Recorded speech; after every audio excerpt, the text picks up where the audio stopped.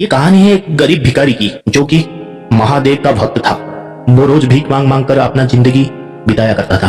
भीख मांग मांग कर जितना भी कमाता था, उसका एक दिन का गुजारा आराम से हो जाता था।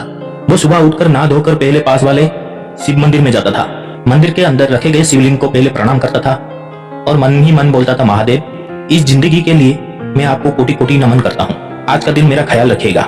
ये बोलकर आराम से वो गाँव गाँव घूम घूम कर भीख मांगता था। दिन भर भीख मांगने के बाद जितना भी कमाता था, शाम को आकर वो खाना पकाकर खाता था और सोने से पहले फिर से वही पास वाले शिव मंदिर पर जाता था और शिव भगवान को फिर से प्रणाम करता था।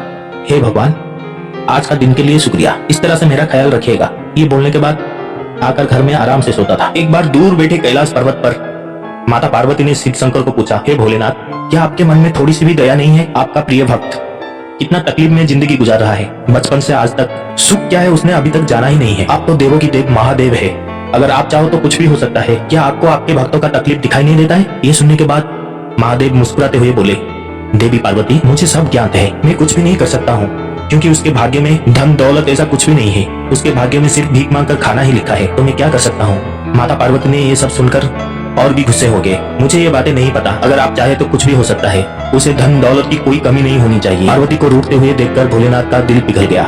महादेव ने कहा, देवी पार्वती, मैं भाग्य की डोरी के हाथ से बंधा हुआ हूँ। वो मेरा बड़ा भक्त है, बचपन से आज तक उसे खाने पीने की कमी नहीं हुआ है। मैं किसी न किसी रूप में जाकर उसे रोज खाना देकर आता हूँ, इससे ज्यादा भला मैं क्या कर सकता हूँ? तो देवी पार्वती ने कहा, स्वामी, मुझे ये सब नहीं पता, आज उसको आप गरीबी से मुक्ति करवाना ही पड़ेगा। देवी पार्वती का बात सुनकर महादेव ने कहा, ठीक है, आपका इच्छा जरूर पूरा होगा, मगर एक शर्त है। शर्त है? क्या शर्त है? देवी पार्वती ने कहा। महादेव ने मुस्कुराते हुए कहा, देवी, उसका किस्मत में जो नहीं है उसे कभी भी नहीं मिलेगा। फिर भी आपका बात मानकर मैं आज उसको धन दौलत हीरे मोती जो चाहिए आज मैं उसको दूंगा, मगर सिर्फ एक ही बार, आगे मत बोलिएगा, उसके बाद मैं कुछ नहीं कर सकता हूँ। तो पार्वती ने मुस्कुराते हुए कहा, महादेव, बस इतना ही काफी है। फिर माँ लक्ष्मी को बुलाया गया। माता लक्ष्मी ने बहुत सारे जवाहर गहने एक बैग के अंदर भरकर माता पार्वती को दिया। माता पार्वती बहुत ही खुश हो गए थे। उस भिखारी रोज भीख मांगने के लिए एक गांव से दूसरी गांव जाता था। इस दोनों गांव के बीच में एक बहुत ही बड़ा सुनसान जंगल पड़ता था। उस दिन शाम होने वाला था। भिखारी उस गांव से भीख मांगकर उस सुनसान सड़क में आ रहा था, तो माता पार्वती ने उस बैग को लेकर सड़क के बीचों बीच रख दिया और कैलाश आकर देखने लगे। वो बहुत ही खुश थे और महादेव को कहने लगे, देखिए स्वामी, मैंने सारे गहने जवाहर उस बैग में डालकर उस सुनसान सड़क के बीचों बीच रख दिया है। जैसे ही वो भिखारी आएगा उस बैग को लेकर जाएगा और उसका जिंदगी बदल जाएगा। ये सुनने के बाद महादेव हल्का सा मुस्कुराए और दोनों ही बैठकर कैलाश पर्वत में देखने लगे। कहते हैं, जो किस्मत में नहीं है, चाहे कितने भी कोशिश करो, वो हमें नहीं मिलने वाला है।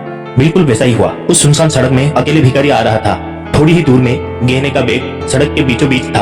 अचानक उस भिखारी के मन में थोड़ा सा ख्याल आया, बचपन से आज तक मैं भीख मांग मांग कर ही खा रहा हूँ, लेकिन एक दिन ऐसा भी नहीं है, मुझे एक भी दिन ज्यादा भीख नहीं मिलता है। जितना मिलता है उससे एक ही दिन का गुजारा हो जाता है। कोई लोग मुझे ज्यादा भीख भी नहीं देते हैं, क्योंकि मेरा हाथ पैर सही सलामत है। मैं दूसरे भिखारी के जैसा नहीं हूँ। भोलेनाथ, आपका बहुत बहुत शुक्रिया। आप मेरा हाथ पैर सही सलामत रखने के लिए मैं आपको बहुत ही शुक्रगुजार हूँ।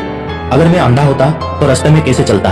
अंधे लोग को तो बहुत ही तकलीफ होता होगा रास्ते पे चलना, उठना बैठना। क्यों ना आज एक दिन अंधे का जिंदगी जिया जाए। ये बोलकर उस भिखारी एक चादर निकालकर अपने आंखों पर पट्टी बांध ली और अंधे की तरह चलते चलते पूरा जंगल पार कर दिया। उसे गहने जवाहरात मिलता तो भी कैसे मिलता? वो अपने आंखों पर पट्टी बांधकर घर को चला गया था। ये सब देखकर महादेव मुस्कुराने लगे और देवी पार्वती को देखे। देवी, देख लिया, जिसके किस्मत में जो नहीं है उसे कैसे मिल सकता है। माना कि वो मेरा बहुत ही बड़ा भक्त है, लेकिन उसका बचपन से आज तक एक भी दिन वो भूखे पेट सोया नहीं है और आगे भी कभी भूखा पेट नहीं सोएगा। मैं हमेशा अपने भक्तों का ख्याल रखता हूँ। इस कहानी से सीख, जो किस्मत में नहीं है हमें कभी नहीं मिलेगा। हमें बस अपना कर्म करना चाहिए। कर्म से बढ़कर और कुछ भी नहीं है।